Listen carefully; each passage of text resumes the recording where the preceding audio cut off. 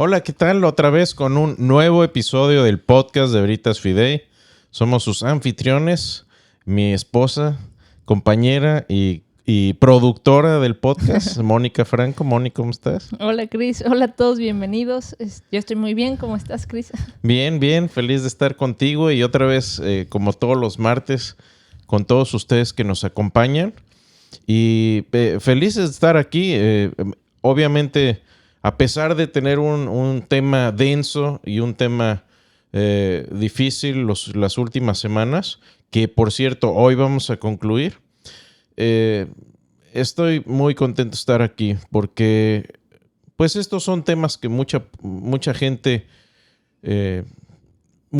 ha sido afectada, pero pocos hablan. Y creo que me da gusto que podamos ayudar a llenar ese vacío espiritual y ese vacío también en cuanto a que muchos cristianos incluso tienen miedo de hablar de esto. Uh-huh. Y creo que es muy bueno que tengamos esa valentía y herramientas para hablar de estos temas que, como dijimos, Moni, creemos que a Dios le importa todo esto y por eso lo estamos haciendo. Así es, Cris.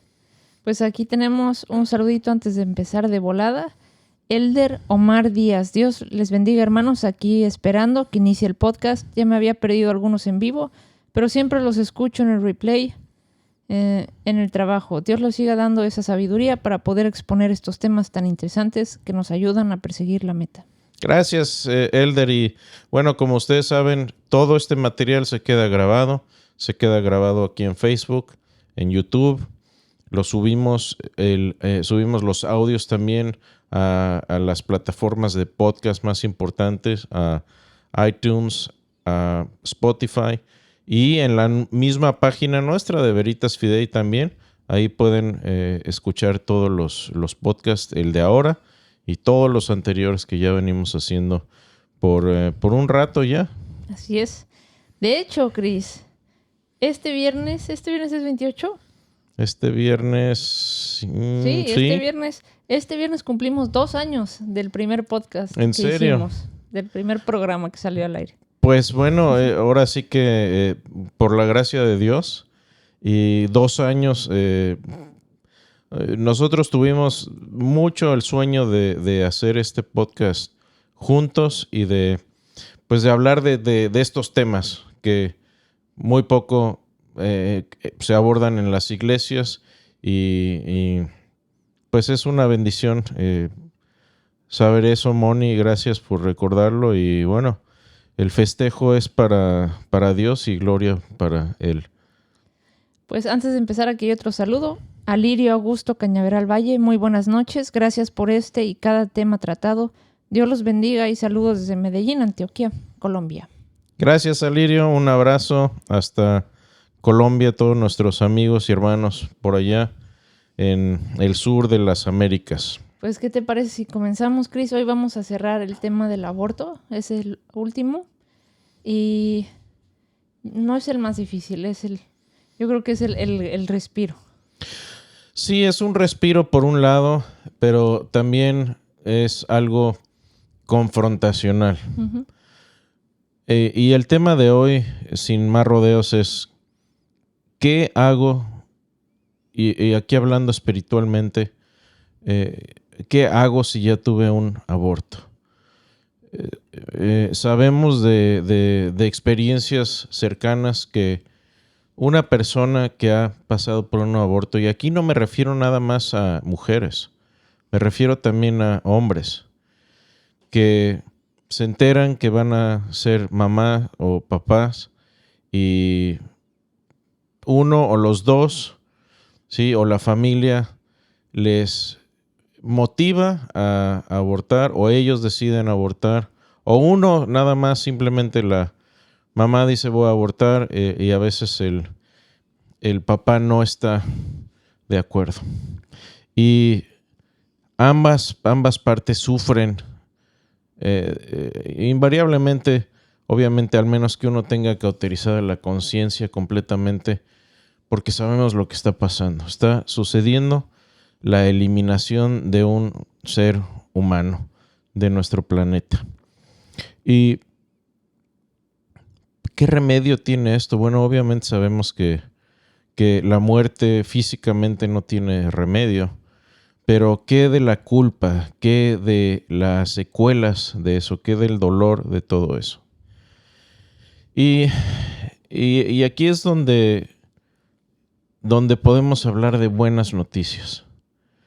Y las buenas noticias son que todos los que han pasado por un aborto, sean hombres o mujeres, pueden experimentar sanidad de eso, pueden sanar de esto.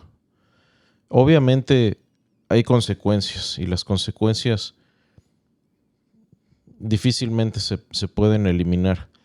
Pero como cristianos, y aquí vamos a tomar, obviamente este es un podcast cristiano, somos cristianos, y desde el punto de vista bíblico vamos a ver esto. Como todos los pecadores que somos, podemos vivir seguros y experimentar el perdón de Dios con base en la justicia de Cristo y no en la nuestra.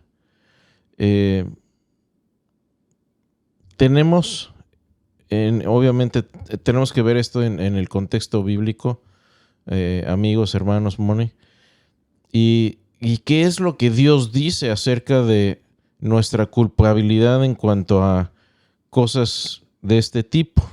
Y hay que verlo esto desde el punto de vista de la santidad de Dios. Por un lado tenemos la santidad de Dios y por el otro lado tenemos la culpa del ser humano.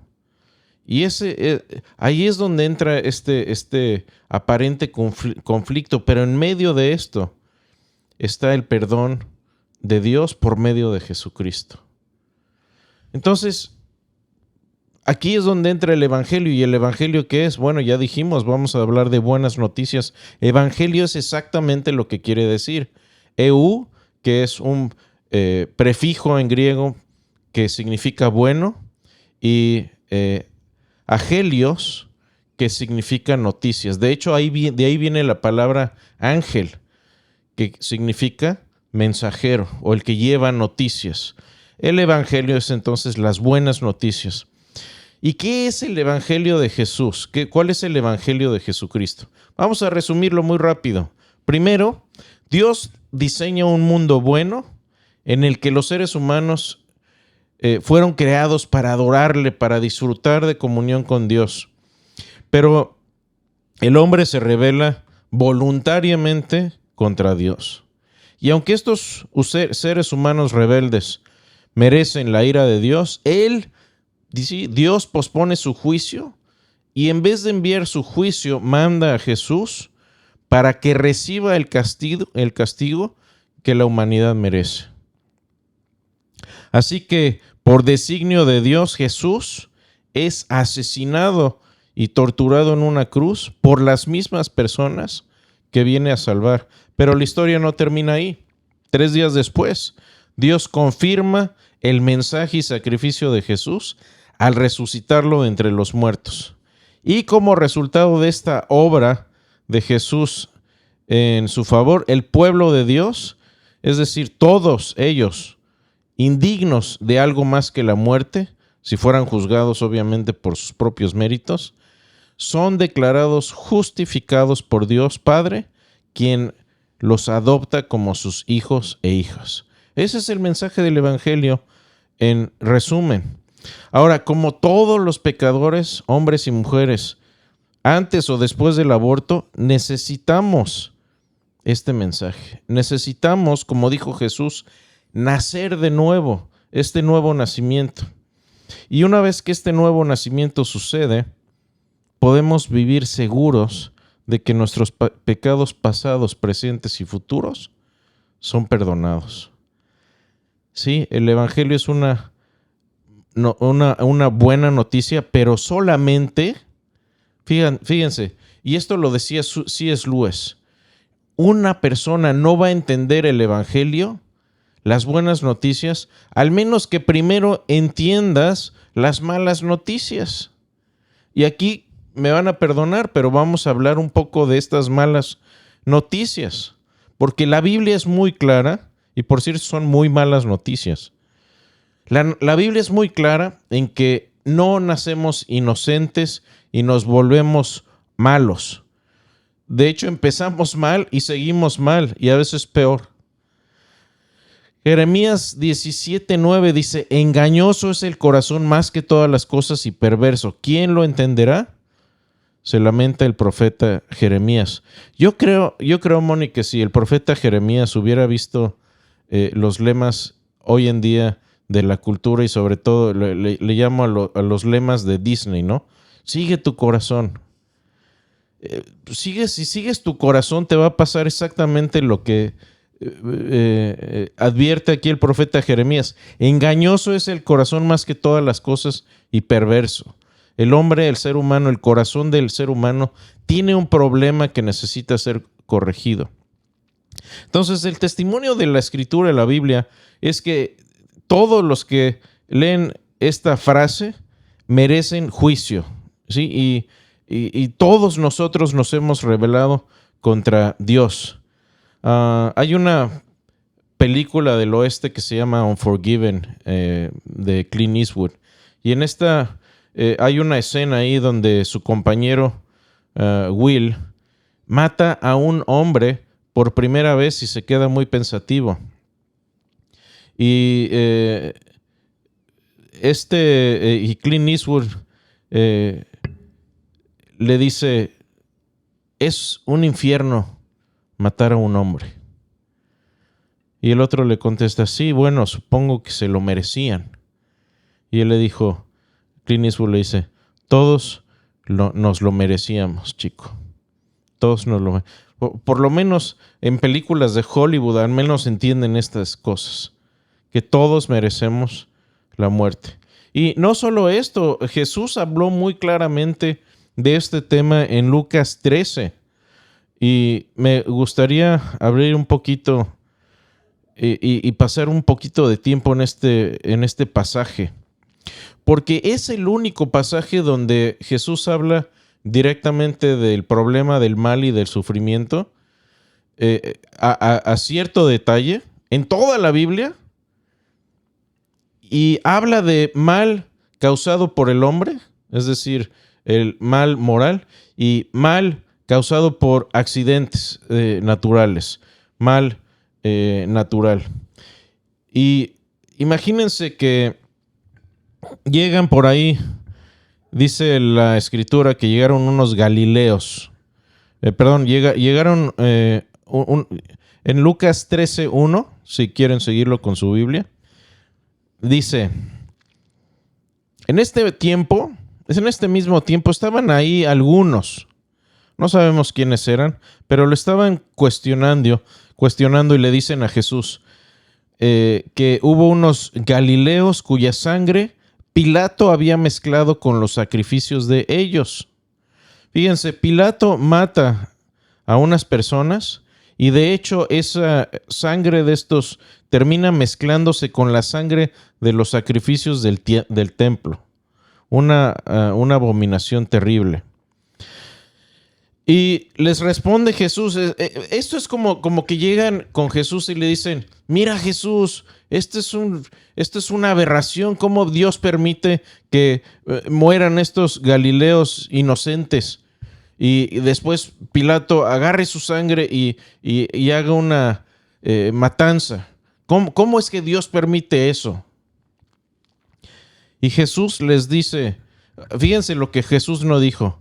No, pues es que no sabemos, los caminos de Dios son insondeables y algún día sabremos, ya que estemos con Dios, qué es lo que pasó.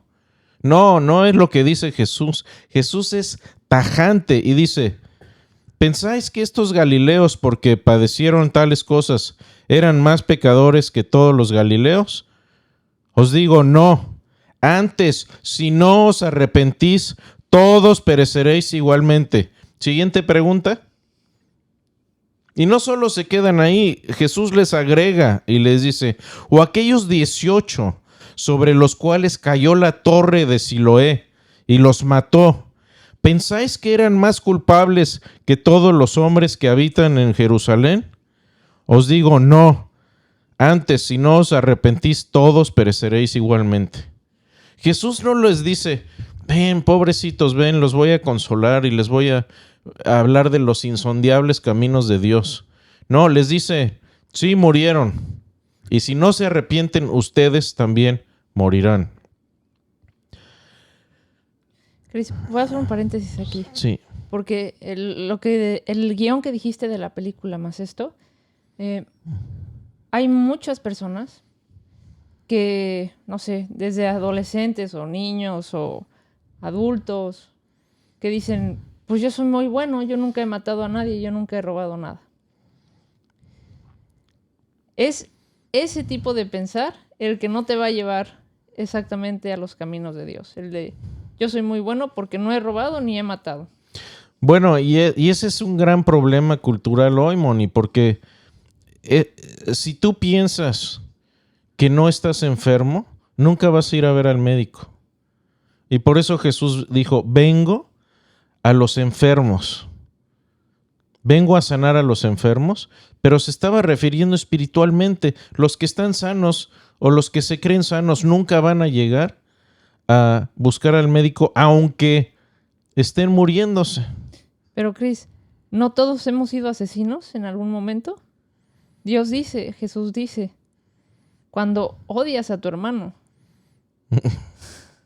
Bueno, dice no solo eso, dice dos cosas. Jesús les dice, si ves a una mujer para codiciarla, o un hombre, porque al revés es lo mismo, ya eres un adúltero, ya adulteraste con esa persona en tu corazón. Y luego en 1 Juan también dice, y si odias a tu hermano, eso es el equivalente de ser un asesino. Y pensemos un poco en esto, porque ¿qué es lo que detiene a una persona que odia a otra persona de eliminarla? La cárcel, la ley. Las consecuencias para ti, no porque digas, no debo tener esos malos pensamientos. Pero no, ya estableciste que odias a la persona y la única razón por la que no actúas en ese odio es por tu propia conservación. Sí, es como el ladrón que se detiene en el alto después de haber robado un banco. ¿Por qué se detiene? ¿Porque respeta las leyes? No, porque puede pasar un camión de redilas y llevárselo y matarlo. Entonces, el estándar que pone la sociedad es, sigue tu corazón y tú no has hecho nada malo. El estándar de Dios es, si ves a una persona para codiciarla, ya eres un adúltero. Y si has odiado a otra persona o la odias, ya eres eres igual de culpable que un asesino. Y como dice el doctor Clay Jones, yo no conozco una sola persona que haya llegado a la adolescencia sin ser un adúltero asesino. Ese es el estándar de Dios. Así que la noticia es peor de lo que imaginamos. Romanos 3, 10 al 12 dice, nadie es justo. Y voy a hacer lo que hace el doctor Darrell Buck, un teólogo que nos gusta mucho, lo conocemos en persona. Dice, nadie es justo. Nadie, ni siquiera uno. Nadie entiende, nadie busca a Dios. Todos se han desviado, todos a una se han vuelto inútiles. Nadie hace el bien, ni siquiera uno. Ni siquiera uno. Romanos 3:10. Así que el que piense que es bueno, no solo está siendo mentiroso, se está engañando a sí mismo. En resumen, Dios sería perfectamente justo si acabara con nosotros por completo. Eso es lo que merecemos. Pero de nuevo, la buena noticia es que después de no dejar duda sobre la verdadera condición tan terrible del ser humano, Pablo en Efesios da una solución. Y dice en Efesios 2, Él os dio vida a vosotros cuando estabais muertos en vuestros delitos y pecados. Obviamente aquí les está hablando a los que ya tuvieron ese nuevo nacimiento, en los que depositaron su confianza en Jesucristo para salvación y le siguen y son adoptados como sus hijos. Y dice, estaban ustedes muertos en sus delitos y pecados en los cuales anduvieron en otro tiempo siguiendo la corriente de este mundo, conforme al príncipe de la potestad del aire, y se refiere a Satanás. El espíritu, fíjense, el espíritu que ahora opera en los hijos de desobediencia, entre los cuales también todos nosotros vivimos en otro tiempo, en los deseos de nuestra carne, haciendo la voluntad de la carne, de los pensamientos, y éramos por naturaleza hijos de ira, lo mismo que los demás. Pero, y aquí es la buena noticia, Dios, que es rico en misericordia, por su gran amor con que nos amó, aun estando nosotros muertos en pecados, nos dio vida juntamente con Cristo. Buenas noticias ahí. De nuevo, en el momento cuando éramos imperfectos, Cristo murió por los impíos.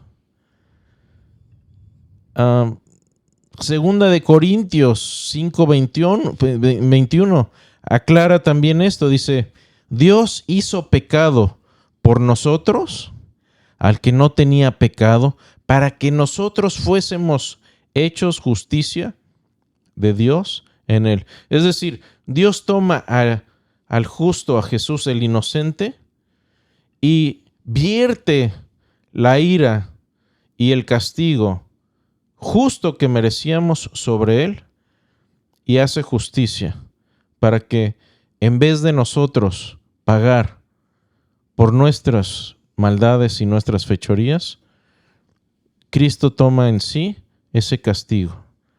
Y como resultado somos salvos de la ira que justamente merecemos.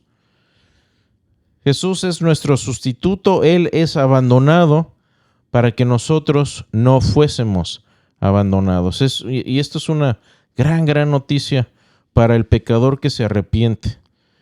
Pero desafortunadamente este no es el mensaje que la mayoría de la gente quiere oír. La gente normalmente considera aún ahora pecado decirle a alguien que esté equivocado. Todos quieren tener la razón en esta cultura, y ya hemos hablado del relativismo en podcast anteriores. El relativismo es, sigue tu corazón, tú tienes razón, tú creas tu propia realidad y tú creas y tienes tu propia verdad. Cada quien sus cosas. Cada quien. Creo que esa es la actitud más cobarde que los cristianos podemos optar tener, Chris. Sí. De decir, no te metas cada quien con su vida. Creo que es una actitud muy cobarde y muy poco amorosa. El no decirle exactamente a las personas, al llevarlas al camino de Dios, que en realidad va a ser la eternidad. No, yo creo que tiene razón, Moni, porque no hay nada más poco amoroso que dejar que una persona viva en la mentira, en el engaño. Y vamos a hablar también de estas cuestiones en el contexto de la ideología de género, pero en el contexto de lo que estamos viendo, el punto central es este. Y la razón por la que nos sentimos a veces, terminando los podcasts anteriores, Moni, cómo nos sentíamos a veces cargados, ¿no? Como que hicimos 2 horas de ejercicio y la mente cansada, porque es un tema muy difícil. ¿Y por qué es difícil el tema? Porque sabemos que el aborto elimina a un ser vivo de este planeta. Es un asesinato.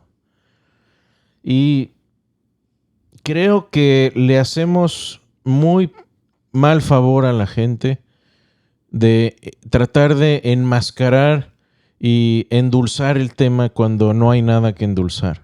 Hay que encararlo de manera honesta, y la solución que acabamos de hablar es el Evangelio. Me gusta mucho lo que decía un teólogo llamado Desmond Ford. dice, Dios es mejor de lo que esperábamos, aunque nosotros somos peores de lo que sospechábamos. La bondad de Dios es mayor de lo que esperábamos y nosotros somos peores de lo que sospechábamos. Y cuando tenemos esa perspectiva correcta, es cuando Dios puede trabajar en nuestro corazón. Y fíjate también una cosa, Moni, que y creo que debemos hablar luego, creo que ya de ahí puede salir para otro podcast. Pero una de las cosas más importantes que yo veo es que mucha gente que vive en esta idea de que pues no somos tan malos y somos estamos confundidos, la gente necesita guía. Yo creo que esas ideas que ya se están infiltrando mucho en las iglesias y por eso a los líderes y muchos pastores no les gusta hablar del tema, porque ya esto se está infiltrando también en la iglesia y es tema, se ha vuelto tema tabú. Una vez Jesús le preguntó a un hombre rico, un hombre rico le preguntó a Jesús que qué debía hacer para heredar el reino de los cielos. Y voy a leerles el pasaje brevemente. Dice, ¿qué debo hacer para heredar la vida eterna? Jesús le dijo que obedeciera los mandamientos, no asesinar, amar al Señor tu Dios, amar a tu prójimo, cuidar de los indefensos, etc. Jesús le pone una lista de la ley. Luego Jesús dice en el Sermón del Monte, todo el que oiga estas palabras y las ponga en práctica se salvará de la destrucción, se salvará en el día de la destrucción. Y el problema aquí es que Jesús no les está dando una lista de cómo ser salvos, porque prácticamente hablando Jesús ya sabe y sabía que no íbamos a poder cumplir con esa lista. Por eso Él tuvo que morir. Si ese fuera el criterio, entonces nadie nunca lo ha cumplido. Y la única razón por la que Jesús señala al joven rico los mandamientos y todas estas cosas que debía hacer, lo hizo para exponer la incapacidad del joven de cumplirlos. Y todos estamos en esa misma situación. Entonces el problema aquí es que Jesús también hizo algo muy interesante, si se ponen a ver. Hay dos tipos de persona en cuanto a su actitud al evangelio. Y piensen en esto. Creo que tengo razón en esto. Jesús cuando habla a personas, le está hablando a dos tipos de personas. Uno son pecadores seguros. Es decir, son pecadores que saben que son pecadores o no piensan que son pecadores y están seguros en su pecado, es decir, siguen viviendo en su pecado y no les importa. Y el segundo tipo de persona es el tipo de persona que sabe que es pecador y que lo reconoce con humildad. Y fíjense ustedes, ¿qué tipo de actitud tuvo Jesús con uno y con el otro?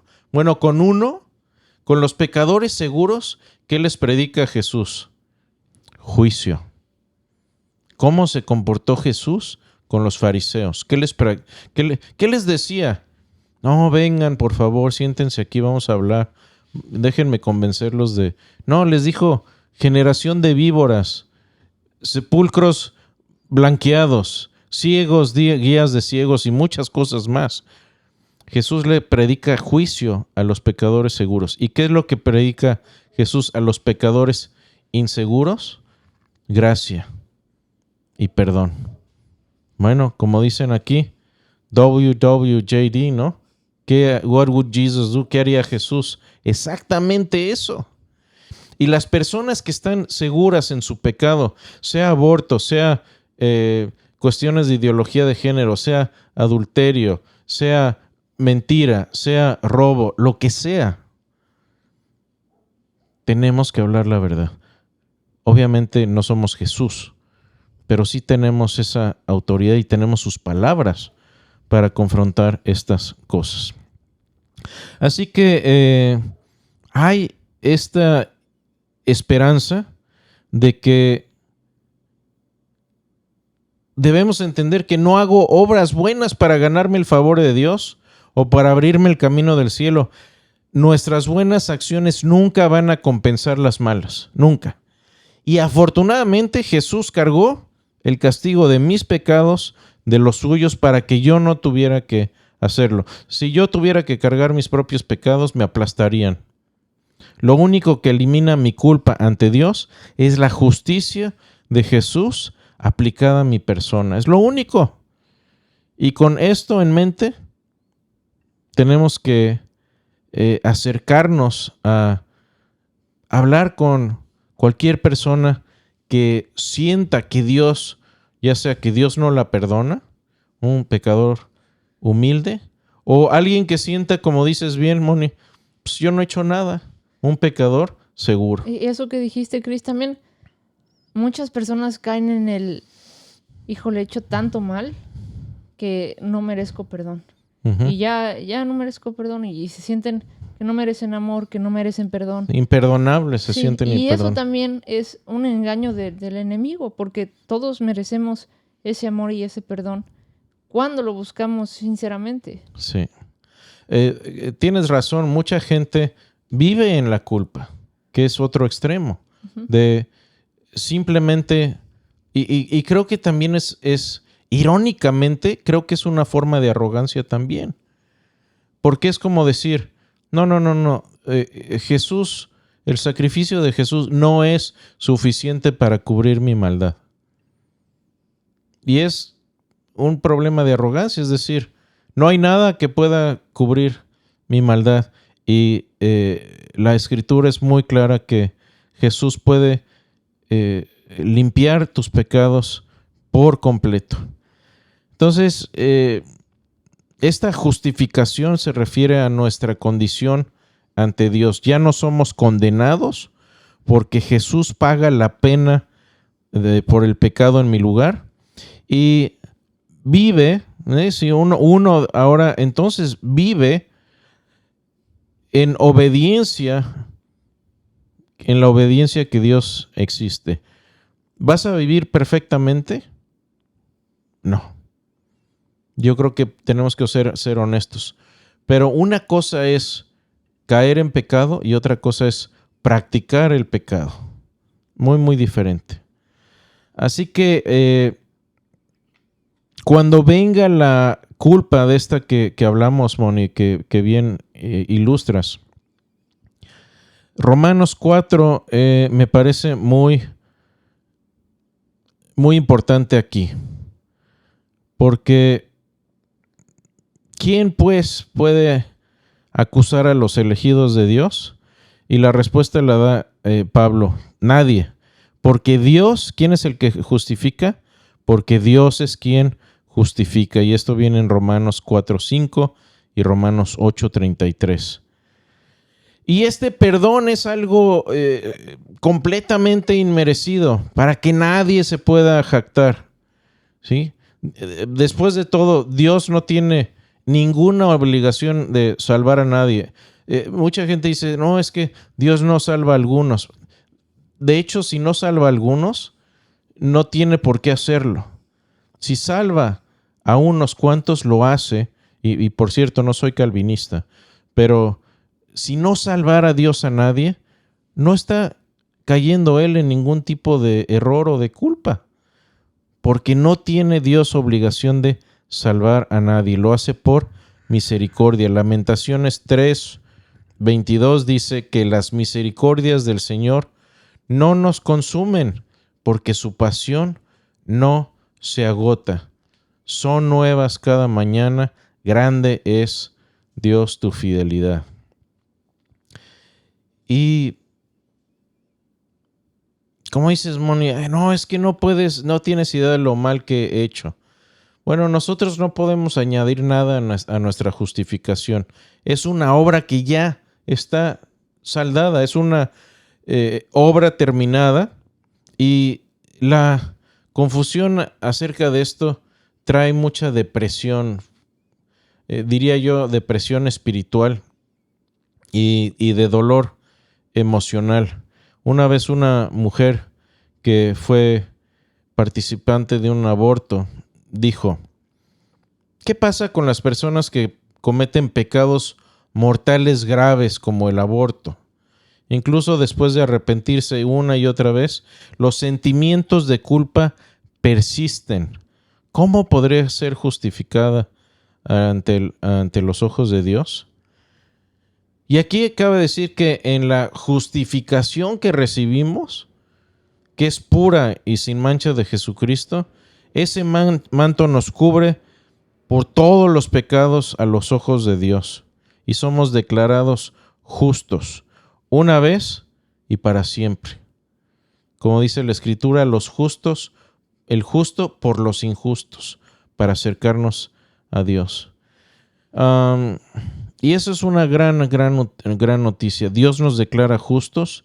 Ya no somos sus enemigos, sino amigos de Dios. Somos adoptados y muy amados.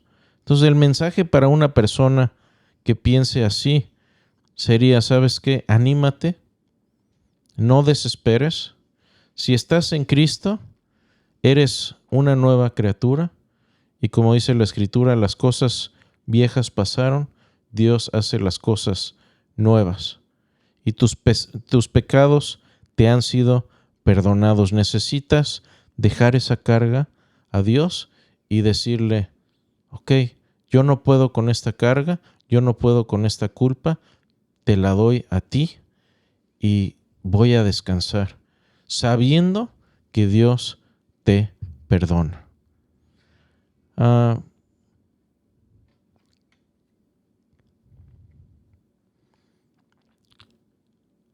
El Padre, Dios, nos dio un regalo a través de su Hijo. Y su Hijo nos protege de esta justicia que merecemos. Y esto no es un accidente, estaba ya previsto. De hecho, el profeta Isaías lo escribió unos 700 años antes de Jesucristo. Y vean por ahí Isaías 53, del 4 al 6, dice: ciertamente Él mismo cargó con nuestros dolores.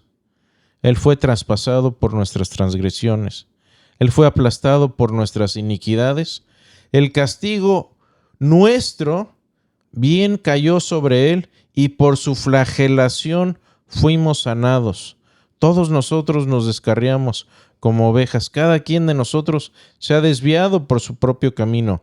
Pero el Señor ha hecho caer sobre Él la iniquidad de todos nosotros.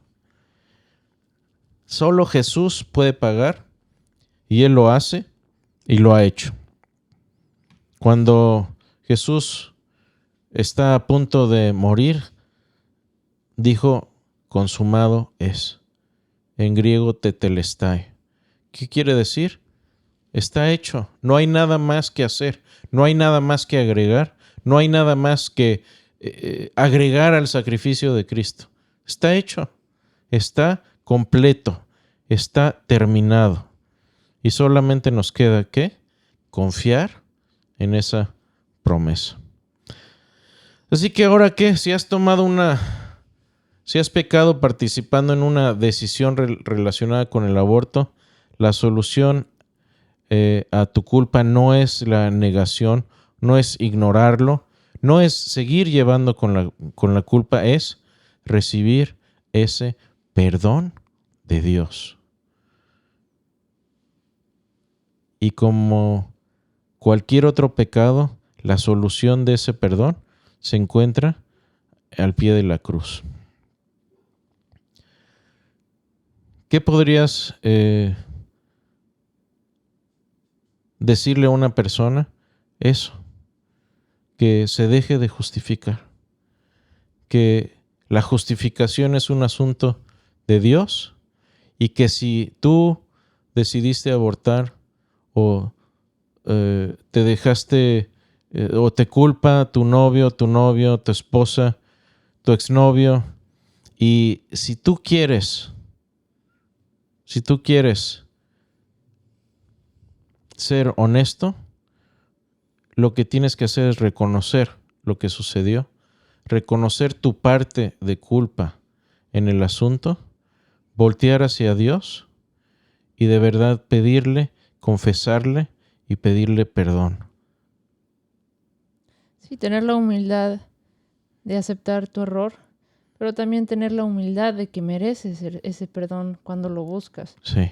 No de enjaularte en tu depresión y decir, pues no merezco ni que me volteen a ver, Sí. ni que me perdonen y no me vean y esa falta de amor también hacia ti mismo. Sí. Todo eso tienes que tener humildad y tienes que seguir adelante con el amor de Dios, ¿no? Buscando siempre el amor de el arrepentimiento genuino y el amor de Dios. Y es un equilibrio, Moni, es un equilibrio donde, por un lado, reconoces tu culpa. A ver, muchas veces si te sientes culpable, te voy a dar un gran tip, un gran consejo. Si te sientes culpable, tal vez es porque eres culpable, ¿ok? Pero no tienes que quedarte en la culpa. Reconocer el error y pedir perdón es el siguiente paso. Y después del perdón, entonces debes liberarte de la culpa. Son 3 pasos. Primero es reconoces que eres culpable. Pides perdón, aquí en este caso, a Dios y a las partes obviamente que hayan sido afectadas también. Y 3, necesitas vivir libre de esa culpa sabiendo que Dios te perdona y como Jesús le dijo a la mujer adúltera, vete y no peques más, ¿ok? Porque hay muchas mujeres que han tenido 2, 3, 4, 5 abortos voluntarios y lo siguen haciendo. Y se sienten culpables, pero no hacen nada, lo siguen haciendo. Eso no es arrepentimiento, es simple remordimiento. Y por cierto es la diferencia entre Judas Iscariote y el apóstol Pedro. Y segundo aquí dijimos que reconocer que también que tus buenas acciones no van a compensar por las malas. Puedes hacer todas las buenas acciones que quieras en el mundo, nunca van a compensar el mal que se ha hecho. ¿Qué peso le pones a una vida? ¿Cuántas buenas obras tienes que hacer después de haber eliminado una vida de este mundo? No hay nada que puedas hacer. Tienes que acudir a Dios por ese perdón. Así que, y tercero, confiar plenamente en que el único sustituto que te puede salvar es Jesús, el impecable, el que nunca pecó, y Él pagó tu deuda completamente. Entonces la fe bíblica no es un salto a ciegas en la oscuridad, es una confianza basada en lo que sabemos de Dios, en lo que Dios ya ha hecho. Pídele a Dios que perdone tu rebelión, te dé un corazón nuevo para servirle y busca a otros creyentes, a otros cristianos que piensen como tú y haz comunidad con este tipo de personas.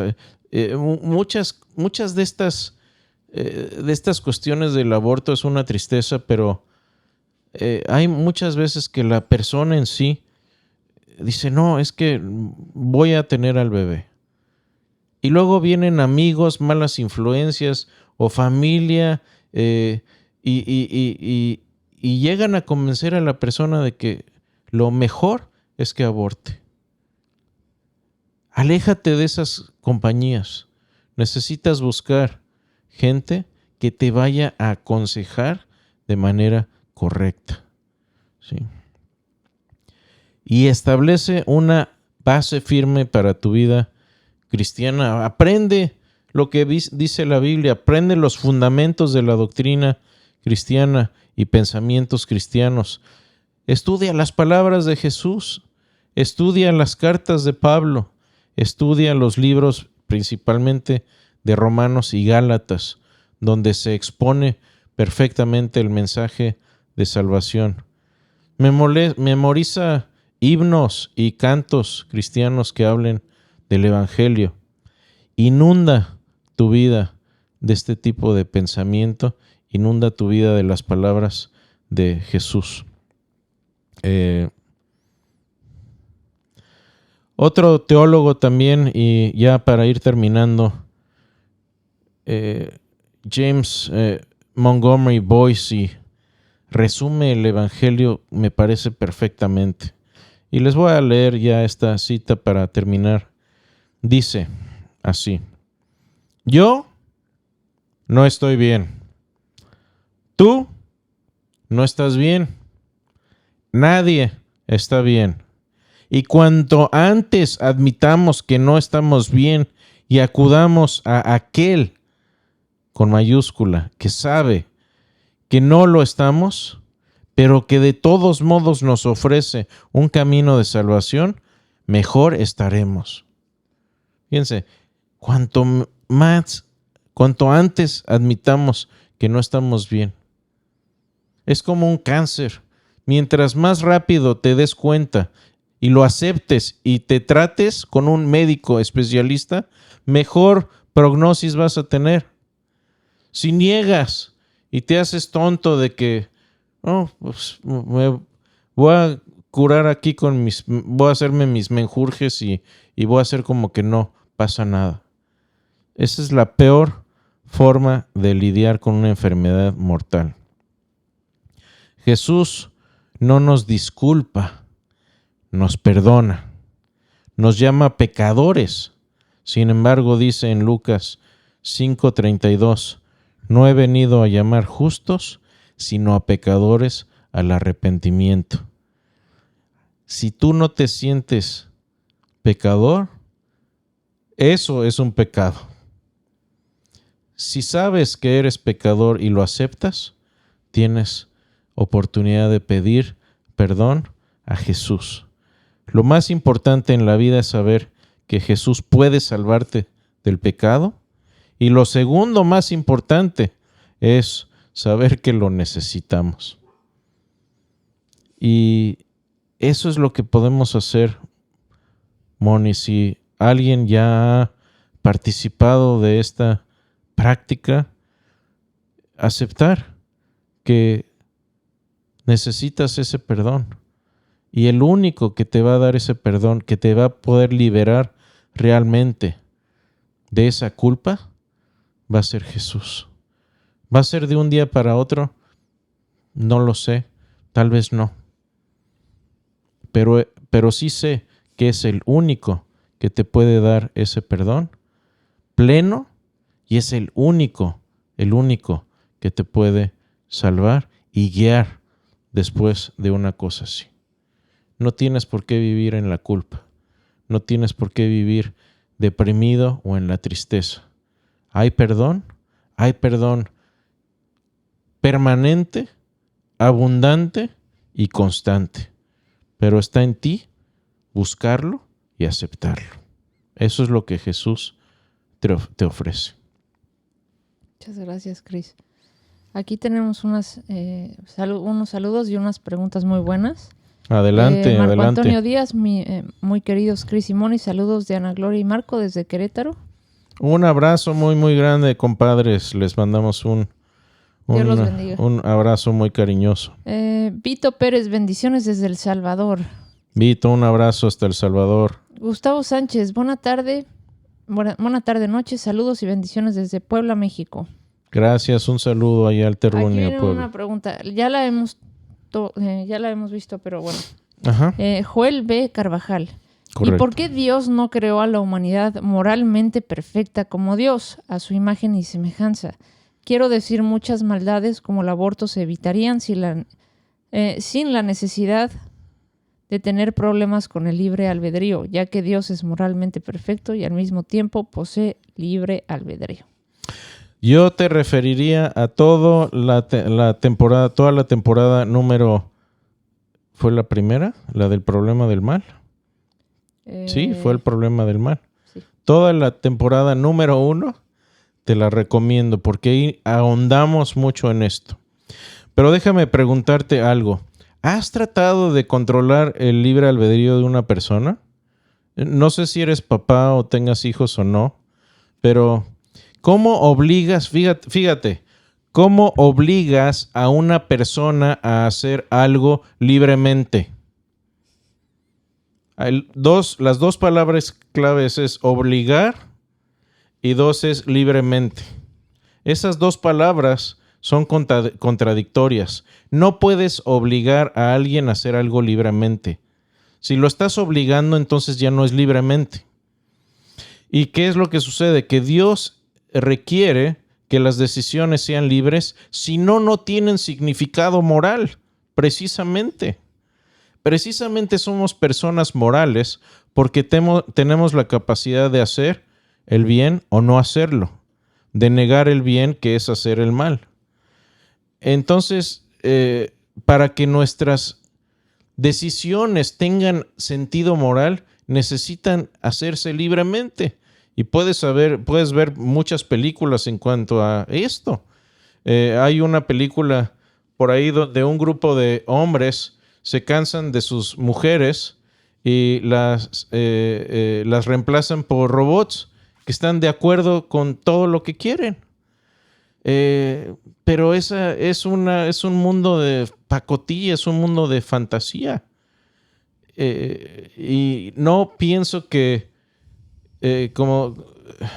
no pienso que a nadie le gustaría vivir con un robot. ¿Sí? Ahora, déjame darte la razón más importante por la que Dios permite el libre albedrío. Mi pregunta para ti sería, ¿cuál es la virtud cristiana más importante? Fíjense, piensen en esto. ¿Cuál es la virtud cristiana más importante? Y yo diría es el amor. No lo voy a justificar, simplemente lo voy a afirmar, pero lo puedo justificar. El amor es la virtud cristiana más importante. Por eso vino Jesús. Y la misma Biblia dice, Dios es amor. La única forma en que puedes dar amor es dándolo libremente. Pero esa capacidad de dar amor libremente también tiene su contraparte de que ese mismo libre albedrío, esa misma libertad que puedes utilizar para amar, la puedes usar para matar. Pero Dios en su infinita sabiduría sabía que el amor vale la pena. La contraparte sería, ok, no le das libre albedrío a la gente, los haces como robots y te olvidas del problema del sufrimiento y del mal. Pero es en un mundo donde el amor no existe por definición. Por eso Dios permite el mal, porque permite que sus criaturas libres ejerciten esa libertad, porque sin esa libertad el amor tampoco podría existir. Te recomiendo todo el podcast número 1 donde adentramos en estos temas con mucha profundidad. Excelente tema, Cris. Alfonso Ayala, saludos desde Irapuato, Guanajuato, México. Gracias por su tiempo. Un saludo, muy abrazo ahí a la ciudad de las fresas. Damián Venecio, Cris Dupont, saludos a quien fuera mi mentor indirecto. Me alegra verlos continuando edificando el cuerpo de Cristo. ¿Podrían facilitarme un medio de contacto para realizar una consulta? Dios los bendiga y sigan adelante. Continúo escuchando sus podcasts por Spotify mayormente. Aquí de una vez lo ponemos en pantalla. Si no estás escuchando por Spotify o si no estás viendo, el email es podcastvf@gmail.com. podcastvf@gmail.com de Veritas Fidei. Y con mucho gusto, sí. Me honra mucho saber que he sido tu mentor indirecto porque yo también los tengo. Hay muchas personas que puedo nombrar que he sido mentoreado a través de sus libros o de sus estudios y me causa también mucha responsabilidad de tratar de seguir haciendo un buen trabajo. Así que con mucho gusto vamos a estar revisando nuestra lista, nuestro correo electrónico del podcast y con mucho gusto respondemos por ahí. Muchas gracias por el mensaje. Carlos Aguilar, excelente tema, hermanos. Dios los bendiga. Gracias por continuar este tema. Gracias, Carlos. Dios te bendiga. Gracias por tus palabras. A ver si me ayudas por ahí, Cris. Juan Acuña Solís, bendiciones desde Chile y excelente tema. Un abrazo. Muchas gracias. A ver, dice... gracias por tocar estos temas tan relevantes, dice Betsy Morales de González. Considero para agregar a sus excelentes recomendaciones alguien que luche con esta culpa. Podría buscar apoyo en psicología cristiana. Un fuerte abrazo. Sí, correcto. Yo creo que la mente es una estructura creada por Dios. Y creo que un buen psicólogo con bases cristianas que esté viendo al ser humano como una persona creada por Dios y con principios cristianos puede utilizar buena psicología para ayudar a alguna persona que esté luchando con este problema. Obviamente no queremos insinuar tampoco que en un podcast de menos de una hora hemos dado soluciones tajantes al problema de la culpa. Claro que no. No somos presuntuosos de esa manera. Pero sí creemos que la solución final está en el perdón y en la persona de Jesucristo, desde luego. Gracias por ese comentario. Muy acertado. Cris, aquí tenemos, a ver si nos da tiempo. Esta es una pregunta muy buena, pero yo creo que vas a tener que elaborar un poco. Dice Joel RC. Saludos desde Lima. Hermano, tengo una duda. ¿Es verdad que uno no puede ser perdonado si blasfema del Espíritu Santo? ¿Ni siquiera Cristo nos puede librar de eso? No entiendo. Buena pregunta, y aquí estoy buscando un artículo de eso. Con mucho gusto lo vamos a proporcionar aquí.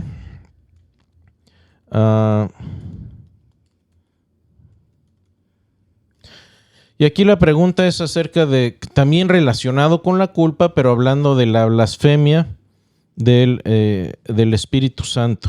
Y este es un escrito de mi mentor, el Dr. Clay Jones, acerca de lo que es el pecado imperdonable. ¿Cuál es el pecado imperdonable? Y no lo voy a leer todo aquí, pero mucha gente piensa que el pecado imperdonable es tal vez decir algo contra el Espíritu Santo o maldecir al Espíritu Santo, por muy horrible que eso sea. Pero aquí el pasaje en cuestión está en Mateo 12. Y ahí vemos que Jesús cura a un hombre endemoniado que estaba también ciego y mudo, es decir, el demonio le estaba causando ceguera y el no poder hablar. Entonces Jesús lo cura, y imagínense a alguien que por años ha estado endemoniado y que de pronto todos los que lo conocen se dan cuenta de que Jesús en un instante lo cura, y el hombre recobra la vida, la vista, y empieza a hablar como si nada. ¿Ok? Una persona ciega y muda en el siglo I era una gran carga para la sociedad. Imagínense a alguien que está ciego y mudo. Tienes que ocuparte de él. Una gran carga. Alguien que seguramente estaba sucio todo el tiempo. Alguien que uno está evadiendo todo el tiempo. Y aparte el hombre estaba poseído, por si fuera poco. Y en un instante Jesús lo sana. Y de pronto el hombre ya puede hablar, puede ver, y en un instante es restaurado. Lo normal. Sí, y el pasaje dice que la gente estaba atónita, sorprendida. Como dijo un mentor nuestro, el doctor Ken Hanna, tenían los ojos más grandes que tortillas, así, el asombro impresionante. Y imagínense el alivio y la alegría de las personas que lo conocían, tal vez de sus seres queridos. Era innegable que Jesús sanó a este hombre y que lo restaura y lo exorciza. La reacción natural debió haber sido de asombro. ¿Quién es este hombre tan impresionante que viene de Dios que puede hacer estas cosas? Pero ¿cuál fue la respuesta de los fariseos? Los fariseos se burlaron y de hecho se enojan y dicen esto: este no echa fuera a los demonios sino por Belcebú, príncipe de los demonios. Así que los fariseos le atribuyen esta sanación milagrosa a Satanás, el príncipe de las tinieblas. Así que, ¿cuál es el pecado imperdonable? El pecado imperdonable es cuando una persona perpetua y constantemente rechaza los avances amorosos del Espíritu Santo de que esta persona se arrepienta. Y no solo eso, sino que esta persona, las buenas obras y la bondad de Dios la tuercen, la revuelcan y le atribuyen esta bondad a Satanás. Y después de eso mueren. Eso es el pecado imperdonable. Alguien que permanece en este tipo de pensamiento nunca puede ser salvo. Ese es el pecado imperdonable. El pecado imperdonable no es, en un momento de enojo donde sufrí, levanté mi puño contra Dios y lo maldije. No, ese no. Y después me arrepentí. O lo que hizo Pedro de negar a Jesús, eso tampoco fue el pecado imperdonable. El pecado imperdonable es cuando alguien ve los milagros y prodigios de Dios y lo tornan y lo tuercen para hacerlo ver como que es una obra diabólica. Eso es el pecado imperdonable. Entonces, toda persona con este tipo de mentalidad, y de nuevo voy a compartirles esto, ese es el pecado imperdonable. Entonces, déjenme leerles este pasaje del Dr. Clay Jones donde habla de esto. Dice: de hecho, si la blasfemia del Espíritu Santo pudiera ocurrir por medio de palabras arrebatadas en medio de una rabieta de enojo, entonces la Escritura estaría contradiciendo. Esto es el caso dados los muchos versos que garantizan la salvación de una persona que se falsificarían si la persona hubiera cometido un pecado imperdonable. Y da varios ejemplos de pasajes. Y dice, estos versos no dicen, y serás salvo al menos que hayas cometido un pecado imperdonable. Simplemente dicen, serás salvo. Así que esa es la blasfemia contra el Espíritu Santo. El torcer la bondad de Dios y atribuírsela a Satanás. El doctor Darrell Buck, que acabo de mencionar y imitar, por cierto, sintetiza la situación. Él dice esto: la blasfemia al Espíritu puede verse como una consecuencia de rechazar al Hijo del Hombre. La diferencia entre blasfemar al Hijo del Hombre y al Espíritu es que la blasfemia al Hijo del Hombre es un rechazo instantáneo, mientras que el rechazo al Espíritu es permanente. Una vez que el testimonio del Espíritu y del trabajo de Dios por medio de Jesús es permanentemente rechazado, entonces nada puede ser perdonado, ya que el plan de Dios ha sido igualmente rechazado. Así que, como dice el Dr. Clay Jones, si estás preocupado de que has cometido el pecado imperdonable, esa es señal de que no has cometido el pecado imperdonable. Muchísimas gracias, Cris. Hay muchos mensajes muy lindos que agradecemos, que vamos a contestar uno por uno, pero ya se nos acabó el tiempo.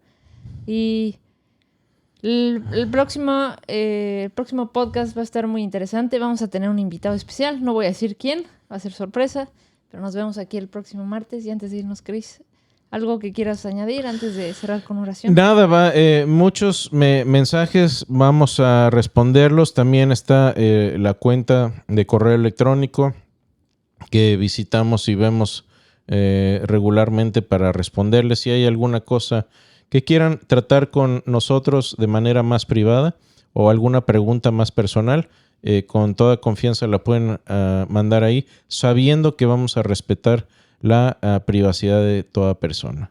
Así que, bueno, con eso pues cerramos. Sí, muchos saludos y bendiciones con todo cariño a María Beck, a Gonzalo Echeverría, a Moisés y a Briones, y a todos los vamos a saludar uno por uno.